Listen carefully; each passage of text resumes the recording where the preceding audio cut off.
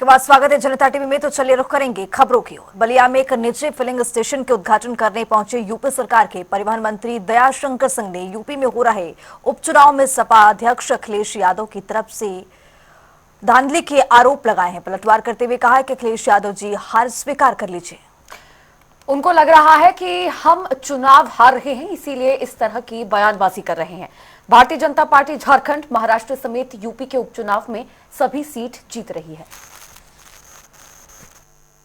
दिख रहा है आज इस क्षेत्र में एक पेट्रोल पंप की बहुत कमी महसूस होती थी। यहाँ के लोगों को दूर दूर तक जाकर के तेल लेना पड़ता था। अब जो है एक यही स्थानीय पेट्रोल पंप भारत पेट्रोलियम का आज शुरू हो गया। इससे यहाँ के किसानों को, यहाँ के व्यवसायियों को, यहाँ के रहने वाले लोगों को एक सुविधा प्राप्त होगा।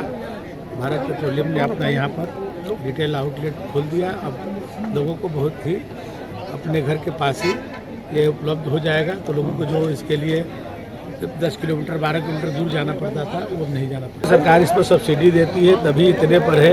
यदि सरकार से सब्सिडी हटा दे तो अभी बहुत आगे बढ़ जाएगा। तो सरकार और सभी चीज़ों का जब दाम बढ़ता है तो पेट्रोलियम का भी दाम बढ़ता है। तो अंतर्राष्ट्रीय मार्केट में इसका रेट तय होता है।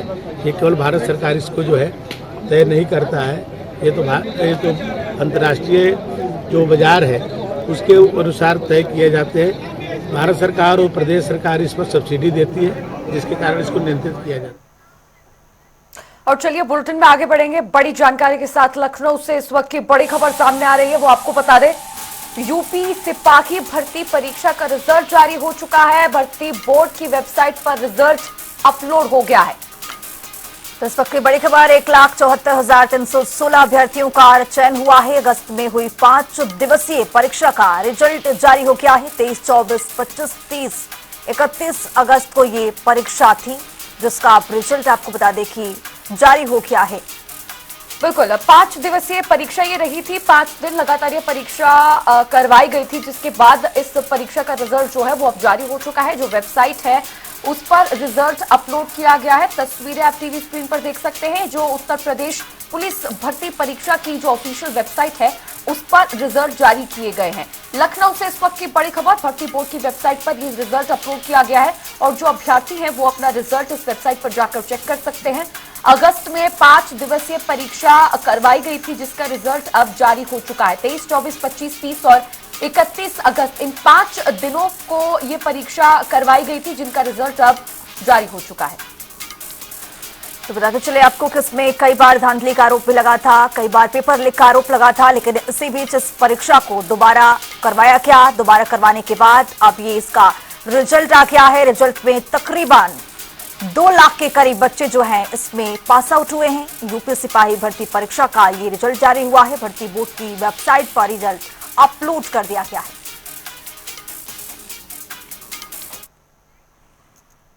बुलेटिन में आगे बढ़ेंगे। एक बड़ी जानकारी मिल रही है, उससे भी आपको रूबरू कराएंगे। बड़ी जानकारी, ज्ञानवापी मामले पर दोपहर 2 बजे सुनवाई होगी। इस वक्त की बड़ी खबर, बजूखाने की एएसआई सर्वे वाली मांग पर सुनवाई होगी। साथ ही आपको बता दें, राखी सिंह ने ये याचिका दायर की थी, जिस पर आज दोपहर 2 बजे सुनवाई होगी। इंतजामिया कमेटी अपनी बात आज सुनवाई के दौरान रखेगी। ज्ञानवापी मामले से जुड़ी इस वक्त की बड़ी खबर आपको बता रहे हैं। वजूखाने की एएसआई सर्वे वाली मांग पर आज दोपहर करीब 2 बजे ये सुनवाई होनी है। राखी सिंह ने ये याचिका दायर की थी। राखी सिंह याचिकाकर्ता का नाम बताया जा रहा है, जिन्होंने ये याचिका दायर की थी और इसी याचिका पर सुनवाई आज जो होने वाली है दोपहर 2 बजे ज्ञानवापी मामले पर सुनवाई होगी। वजूखाने की एएसआई सर्वे वाली मांग पर आज ये सुनवाई होने जा रही है। इस वक्त की बड़ी जानकारी, तो इंतजामिया कमेटी अपनी बात रखेगी इस पूरे मामले को लेकर। ज्ञानवापी मामले पर दोपहर 2 बजे कोर्ट में सुनवाई होना है। वजूखाने की एएसआई सर्वे वाली मांग पर सुनवाई होगी।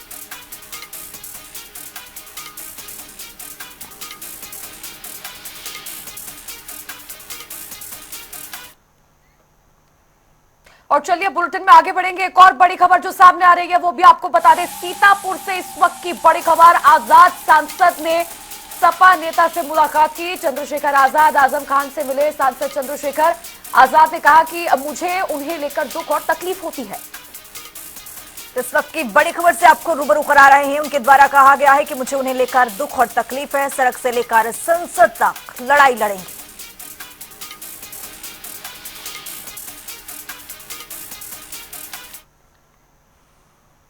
बुलेटिन में आगे बढ़ेंगे। सपा महासचिव शिवपाल यादव ने यूपी में हुए उपचुनाव को लेकर बीजेपी पर निशाना साधा है। साथ ही उन्होंने उपचुनाव में हुई वोटिंग प्रक्रिया को लेकर भी सवाल उठाए हैं। पुलिस पर आरोप लगाते हुए उन्होंने कहा कि सपा के वोटर्स को पोलिंग बूथ पर नहीं पहुंचने दिया गया। तो साथ ही उन्होंने ये भी दावा किया है कि उपचुनाव में 5 से 6 सीट सपा के खाते में आएंगी। अच्छा बताइए, जो इन्होंने वादा किया था 2000 करोड़ लोगों को हर वर्ष नौकरी का, और अब नौकरी कौन सी दे रहे हैं? आउटसोर्सिंग में 12,000 की वादे मिलता है उसको 8,000, 7,500, और 1 लाख रुपया पहले ही रिश्वत का ले लेते हैं। पहले ही बताओ, ये नौकरी हुई? आज 8,000, 8,500 में क्या परिवार किसी का चलेगा? तो ये तो देखिए, न तो नौकरी दे रहे हैं, न कोई अपना वादा पूरा कर रहे हैं। तो देखिए, ऐसी सरकार को अब जनता बर्दाश्त नहीं करेगी। धन्यवाद। करेल में जो हत्या हुई है उसको लेकर बीजेपी सरकार लगातार निशाना साध रही है कि उसने बीजेपी को वोट देने को मना कर दिया, उसके बाद सफाई और उसकी हत्या। अच्छा, उसका पता लगा लीजिए, आप भी पता लगा लीजिए। हैं, ये सब काम देखो, आप सब पता चल गया होगा। वो भी शायद दोनों पत्रकार थे जिस पे आरोप है, लड़की भी थी। तो अब वो जो चल रहा है प्रेम संबंध, इनमें जब आता है कुछ, तब ऐसे मेरी समझ में, मुझे तो सूचना ये है। क्या सरकार की मंशा यही थी चुनाव को माहौल खराब करने के लिए इस तरह की चीजें लेकर आए? अब कहीं न कहीं अब सब सामने आ जाएगा। अभी क्या बता दूँ, हम तो यहाँ पर हूँ। सपा का आरोप है कि समाजवादी पार्टी के वोटरों को पोलिंग बूथ तक पहुंचने नहीं दिया गया। उसके बाद फिर कैसे आप 4 से 5 सीट पालेंगे जब आपके वोटर ही वहां नहीं पहुंच पाया पोलिंग बूथ पे? तो मुकाबला किया है, जनता ही मुकाबला करती है, और किया है मुकाबला, और फिर आगे और मुकाबला होगा भारतीय जनता पार्टी से। सर 27 के चुनाव की पूरी क्या तैयारी है पूरी की? अब तैयारियां हो जाएंगी, अब तैयारियां हो जाएंगी। अब सवाल बहुत हो चुके हैं ना, अब इतना ही बंद करो। ठीक। तो इसी बीच मथुरा से एक बड़ी जानकारी मिल रही है, उसे भी आपको रूबरू कराएंगे। बड़ी जानकारी, वृंदावन में 3 बजे धर्म संसद का आयोजन होगा। देश भर से साधु संत महंत महामंडलेश्वर भी शामिल होंगे। श्री कृष्ण जन्मभूमि को मुक्त करने की रणनीति यहां पर तय की जाएगी, जिसको लेकर ये बड़ा आयोजन यहां पर होगा। गाय को राष्ट्रमाता घोषित करने के मुद्दे पर भी आज इस पर मंथन होगा। वृंदावन के श्री कृष्ण साधक ट्रस्ट सभागार में धर्म संसद जन्मभूमि संघर्ष न्यास की ओर से ये आयोजन हो रहा है। तो देश भर से साधु संत महंत महामंडलेश्वर भी इसमें शामिल होंगे। श्री कृष्ण जन्मभूमि को मुक्त करने की इस पर रणनीति तैयार की जाएगी। गाय को राष्ट्रमाता घोषित करने के मुद्दे पर भी मंथन होगा। तो वृंदावन के श्री कृष्ण साधक ट्रस्ट सभागार में ये बैठक होगा। जन्मभूमि संघर्ष न्यास की ओर से भी आपको बताते चले कि इसका आयोजन किया जा रहा है। मथुरा से आपको बड़ी और अहम जानकारी दे रहे हैं। बिल्कुल, और वृंदावन में दोपहर करीब 3 बजे ये आयोजन होने वाला है, जहां पर देश भर से बड़े साधु संत महंत और महामंडलेश्वर जो है वो यहां पर शामिल होंगे और रणनीति तय की जाएगी श्री कृष्ण जन्मभूमि को मुक्त कराने की। साथ ही और भी कई मुद्दे रहेंगे इस दौरान जो मिलकर चर्चा का विषय बनेंगे। 3 बजे धर्म संसद का आयोजन वृंदावन में।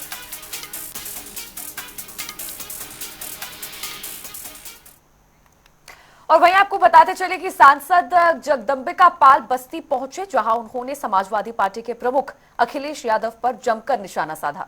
इसके साथ ही उन्होंने कहा कि भारतीय जनता पार्टी सभी उपचुनाव को भारी मतों से जीतने जा रही है। नतीजे आते ही विपक्ष का सुपड़ा साफ हो जाएगा।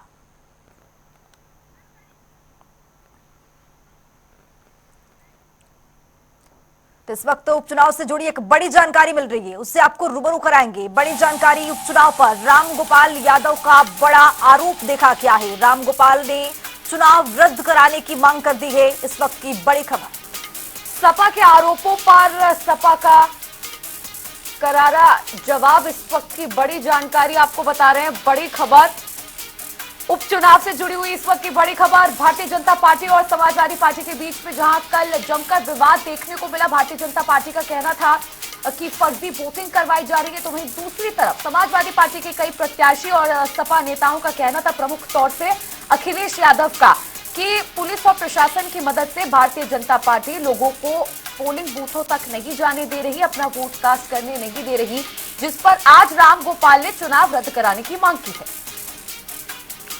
तो सपा के आरोपों पर सपा का करारा जवाब भी देखा गया है। उपचुनाव पर रामगोपाल यादव का गंभीर आरोप भी देखा गया है। रामगोपाल यादव की ओर से आपको बता दें कि चुनाव रद्द कराने की मांग कर दी गई।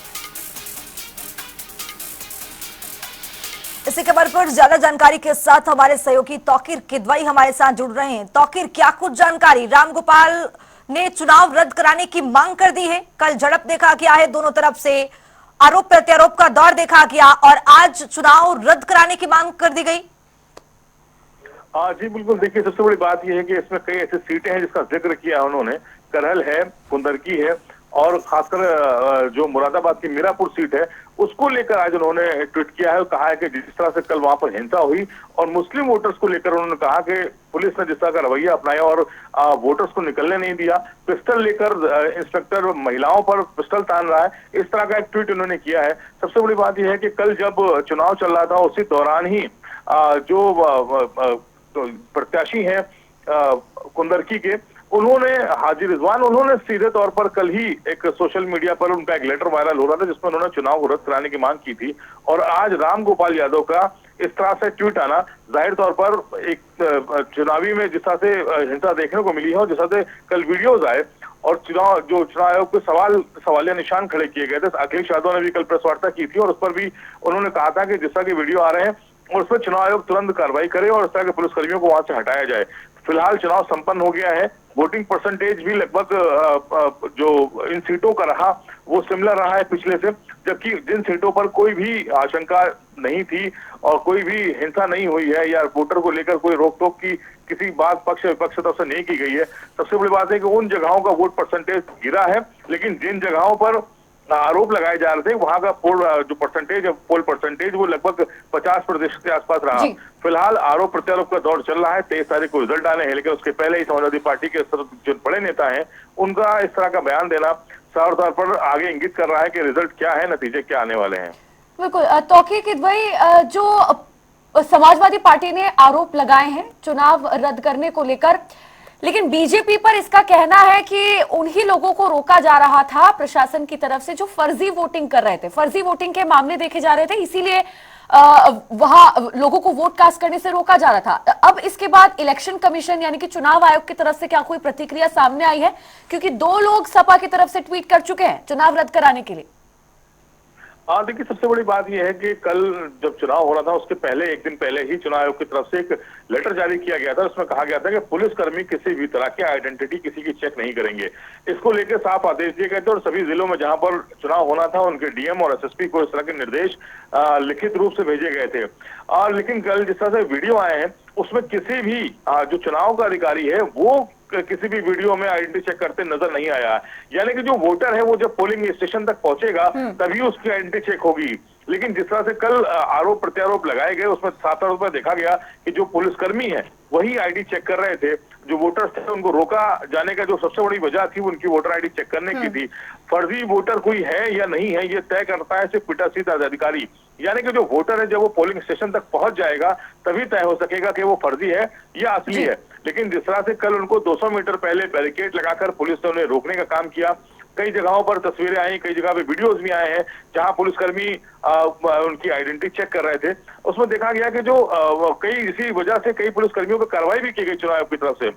लेकिन जो आरोप लगाए गए समाजवादी पार्टी की तरफ से उसके सोशल मीडिया पे जो वायरल वीडियो है वो उसकी पुष्टि भी करते हैं कि पुलिसकर्मियों को जब साफ आदेश था कि वो आईडी नहीं चेक करेंगे तो फिर किस आधार पर उन्होंने इनके आधार कार्ड चेक किए या किस आधार पर उनको रोका गया जब वो पोलिंग स्टेशन तक जाने की अनुमति चुनाव आयोग ने दी। और सबसे बड़ी बात है कि चुनाव आयोग इस तरह के कैंपेन भी चलाता है कि पोल परसेंटेज बढ़ाया जाए, लोगों को घरों से पोलिंग बूथ तक पहुंचाया जाए।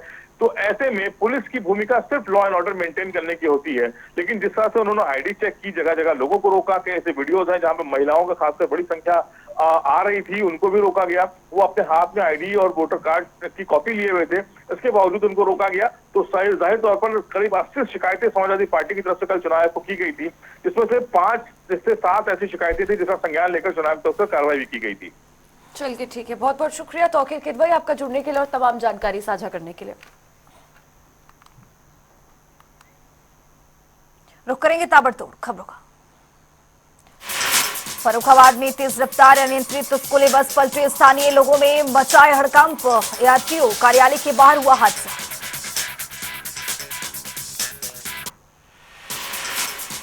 ललितपुर में हुआ भीषण सड़क हादसा, बाइक सवार की दर्दनाक मौत, घायल को कराया अस्पताल में भर्ती।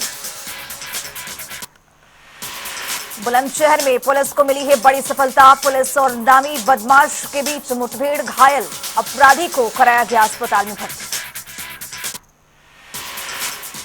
बरेली में शिक्षकों ने लगाया युवक पर गंभीर आरोप, महिला टीचर को झांसा देकर शारीरिक संबंध बनाने का आरोप, विरोध करने पर की जमकर मारपीट। कानपुर देहात में पुलिस को मिली है बड़ी सफलता, इनामी लुटेरों के साथ पुलिस की हुई मुठभेड़, चेकिंग के दौरान पकड़ा गया बदमाश।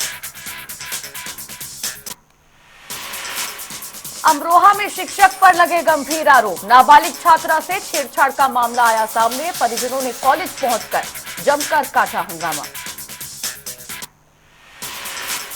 बिजनौर में युवक की तालाब में डूबने से हुई मौत, ग्रामीणों ने शव को निकाला बाहर, परिजनों में मचा कोहरा। बिजनौर में हुआ भीषण सड़क हादसा, ट्रैक्टर और बाइक की जोरदार टक्कर, 3 युवकों की मौत। लखीमपुर खेरे में दर्दनाक सड़क हादसा, बाइक सवार युवकों को अज्ञात वाहनों ने मारी है टक्कर, हादसे में 3 लोगों की मौत।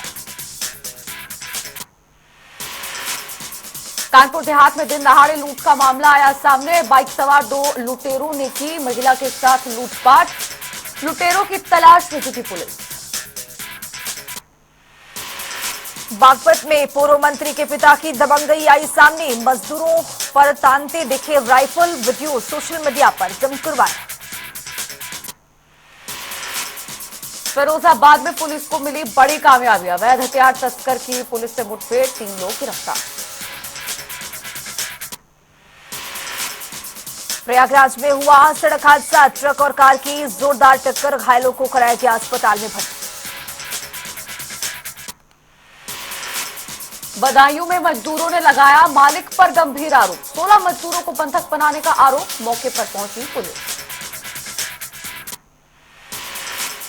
बहराइच के कैसरगंज में अधिवक्ताओं ने किया है प्रदर्शन, एसडीएम को तहसील से हटाने की मांग, अमर्यादित भाषा को लेकर वकीलों में नाराजगी।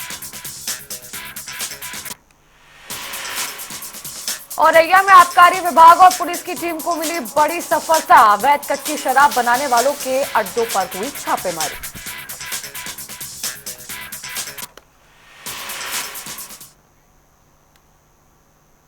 फिलहाल इस बुलेटिन में भी के लिए इतना ही। देश और दुनिया की तमाम खबरों के लिए बने रहिए जनता टीवी के साथ।